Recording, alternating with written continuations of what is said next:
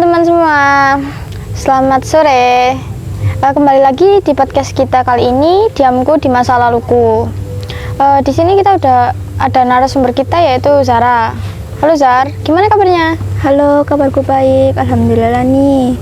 Sebenarnya dari kemarin kepikiran ya mau cerita di podcast ini atau enggak. Soalnya kan itu masa lalu banget ya, kelam juga apalah. Ya udah nggak apa-apa, cerita aja biar bermanfaat bagi yang ngedengerin. Iya. Jadi kita mulai dari awal banget ya ini, waktu kamu kelas 4 SD kan. Nah itu gimana perasaan kamu waktu jadi anak murid yang baru di sana? Seneng banget sih, aku ingat banget itu masuknya pas 4 hari Selasa jam olahraga, itu kan sepi banget ya. Terus mereka tuh nyamperin aku buat ngajak buat ngajak olahraga ke lapangan. Jadi 2 minggu aku masuk itu seneng banget sih, excited karena temennya seru-seru. Gitu. Terus berarti kan itu baik kan, kayak nggak ada masalah kan waktu itu, kayak lancar-lancar aja ya kan? Iya, lancar banget. Itu awal mulanya kan baik-baik aja kan itu. Terus gimana awan mendungnya datang itu? Nah ini pas tepat hari Senin minggu ketiga aku masuk sekolah, kan itu upacara kan ya. Terus aku tuh masuk kayak biasanya lah, di depan kelas itu ada salah satu dari komplotan itu piket kelas. Terus aku kan mau masuk kelas kan, nah mereka tuh ngasih tatapan sinis ke aku gitu. Terus aku juga bingung kenapa.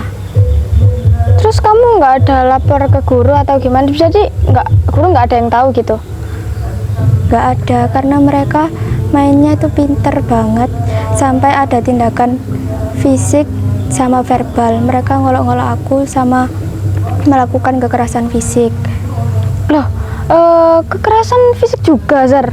Apa kekerasan fisiknya itu? Nah ini lebih gongnya ini, kekerasan fisik yang dilakuin itu kayak, kamu tahu jarum pentul nggak? Oh tahu itu, yang kecil itu kan? Ya itu kan aku sempet nggak masuk 2 hari kan.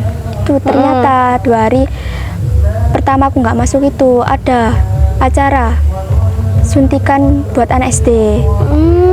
Nah pas aku masuk, aku ditanya, terus mereka itu nggak terima kalau aku tuh belum disuntik.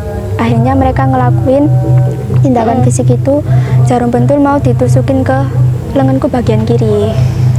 Terus habis itu ada lagi nggak? Ada lagi nih. Kamu tahu kemoceng? Tahu. Lah kemoceng itu tuh mau dipukulin ke aku, dipukulin ke kepala aku. Tapi nggak luka? Luka nggak? Terus aku pergi gitu aja, nggak peduli sih. Terus kamu nggak bilang ke guru-guru? Gila banget loh itu. Kamu nggak bilang ke orang tua kamu waktu kamu digituin sama temen-temenmu itu? Oh iya, katanya ada salah satu temenmu yang munafik itu loh. Itu gimana ceritanya? Jadi gini ceritanya, dia tuh temenan sama aku pas aku udah dibully satu kelas. Jadi dia tuh seolah-olah jadi penyelamat aku gitu. Jadi aku curhat ke dia, terus kemana-mana itu sama dia, di sekolahan juga sama dia. Terus ya abis itu kamu diapain sama pembeli itu? Ada lanjutannya nggak?